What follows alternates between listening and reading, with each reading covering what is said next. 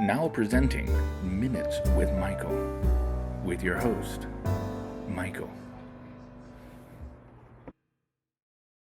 Hello and welcome back to Minutes with Michael. I am at work, in the back room. Got permission to come back and do a couple of minutes with Michael's real quick. I'm splitting it into two. It's a completely underhanded way to try to get two videos in today, but I do have two individual thoughts. I started to make a Facebook post and I thought that's Minutes with Michael. So number one, let's talk about what we're going to talk about. Silver linings. I'm not trying to diminish the ugly cost and the awful tragedy of the many lives lost during this coronavirus outbreak. It's new to us. A lot of people have said, well, it's not nearly as bad as... I agree, it's not nearly as bad as some of the polls said it was going to be. It may not even be as extreme as some of these measures that were... I totally get that. But try telling that to somebody who just lost their grandparents or something, you know what I mean? So let's be careful not to diminish this too much. That being said, I want to be very transparent about some of my feelings about silver linings. There's at least two. First one I'm going to focus on in this video is the silver lining of, and don't just gotta listen to the whole thing, the closed Planned Parenthoods around the nation. You said, come on, Brett, that's just hold up. As you know, abortion is a big issue for me. Protecting precious children, precious, wonderful children, protecting them in what should be the safest space in the universe, a mother's womb, protecting them from the violence and bloodshed that takes place.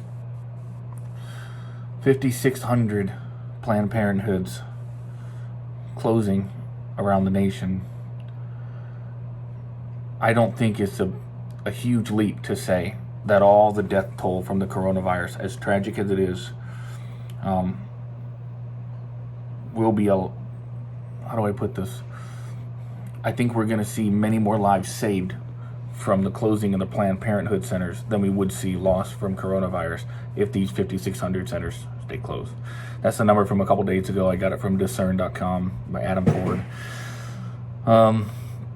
That's good news. That's good news. And you say, are you saying God caused this virus? No, just press pause on that, please. Just delete it. You know where I'm at on, is this, some sort of divine punishment? We need to be very, very careful before ascribing things to God, and say, well, God did this, this is all. We need to be very careful about talking like that. We don't know. We have no clue. God often works in so many ways. Humans, when we do things, we're so single-minded. We have, I'm going to do this to accomplish this result, or maybe two birds with one stone. It seems, from what I understand about God, that when he acts, trillions of things are being accomplished in the present and in the future in ways that we'll never understand. It's like 4D chess with God. It's funny, I was talking about this sort of thing with Trigva, and without even offering any illustrations like this, he said, it's kind of like playing chess. Knowing the moves ahead of time. Yeah, you're absolutely right, son. God knows. And you say, well, I'm an open theist. I don't know if God can really know the future before it happened. I get that. But God knows, even if you only attribute to him super smartness, God knows the potential outcome based on what he knows of people and behavior. God ultimately does know all. And in closing these centers, you say, is that why this all happened? Again, I'm not even going to try to attribute a single cause. It's crazy. But I am going to say I don't think it's just incidental. I think it's providential. And I think that if we hadn't been aborting so many babies for decades up until this point, there may be a living child now who would be able to invent a cure for the coronavirus. I'm just, please don't twist my words and say I'm saying something that I'm not. I'm just saying we'll never know the beauty and the creativity and the purpose that those lives would have brought to the world if they weren't so brutally murdered for the sake of convenience and fortune.